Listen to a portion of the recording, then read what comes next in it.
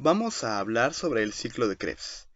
Para que este proceso se pueda llevar a cabo, se necesita la formación de la molécula de acetilcoenzima A, la cual es una molécula precursora del ciclo de Krebs, dada como resultado en el proceso de la glucólisis. Cuando este piruvato viaja del citoplasma a la matriz mitocondrial, reacciona junto con la coenzima A para dar como resultado la acetilcoenzima A y una molécula de NADH.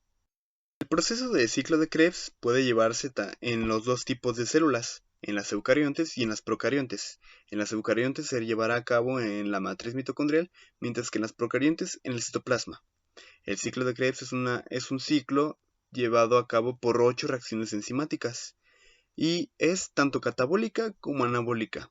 Catabólica por las reacciones de oxidación y anabólica por los productos que llega a sintetizar, por lo cual el ciclo de Krebs es conocida como una reacción de tipo anfibólica. Sí, el ciclo de Krebs es un conjunto de reacciones responsables de la degradación completa del piruvato a CO2. Krebs también se conoce como de otras dos maneras, ciclo de ATC o abreviado ácidos tricarboxílicos, o como el ciclo de ácido cítrico, ya que el citrato es la primera molécula que se va a sintetizar por la intervención de la acetilcoenzima A con el oxalacetato. Se sabe que por cada molécula de piruvato, esta traerá consigo una de GTP, 3 de NADH y una de FDH2. Pero es bien conocido que en la glucólisis se dan dos moléculas de piruvato, por lo cual no serán estos resultados sino el doble, es decir, dos moléculas de GTP, 6 de NADH y 2 de FADH2. El ciclo de Krebs está lleno de enzimas específicas para cada proceso o cada fase enzimática. Así la glucosa se descompone por completo para producir CO2.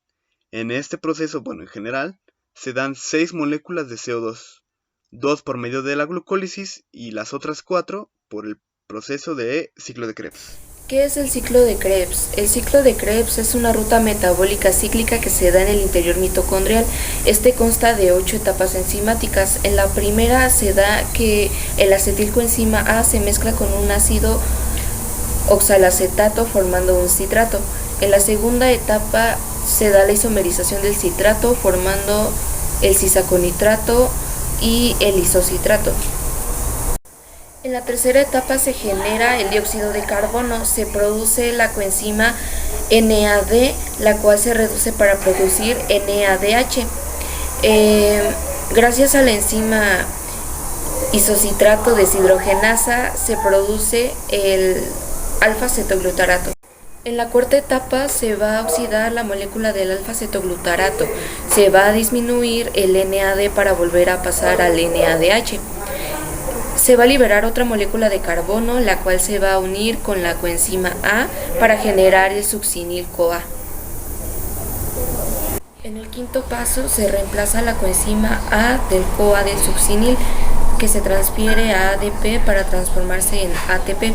Esto se convierte en succinato. En la sexta etapa se da una deshidrogenación dependiente de fabina, la cual se lleva a cabo por el succinato deshidrogenasa, esto para formar fumarato. En la séptima etapa se le agrega una molécula de agua al fumarato produciendo malato, y en la última etapa el malato se oxida gracias a la enzima malato deshidrogenasa produciendo finalmente oxalacetato. Y así es como el ciclo se repite. El ciclo de Krebs es una ruta metabólica cíclica y esta forma 8 reacciones enzimáticas en la cual se oxidan fragmentos de acetilo, agua, dióxido de carbono con un alto rendimiento energético. A esta ruta se le llama turbina metabólica ya que se produce al interior de la mitocondria. En 1937, Sir Hans Krebs hace referencia a este ciclo metabólico y por eso lleva su nombre. Estas son las fases del ciclo de Krebs. 1. El oxalacetato se transforma en acetil-CoA para formar citrato. El citrato se isomeriza a isocitrato en dos fases. 3. El isocitrato se descarboxila hasta formar aceglutarato. El acetoglutarato se descarboxila y se oxida hasta succinil-CoA. El succinil-CoA genera un enlace P de alta energía. Esta energía es GTP, que es guanosil trifosfato. El succinato se oxida hasta formar fumarato. 7. La adición de agua produce malato. 8. El malato se oxida hasta oxalacetato.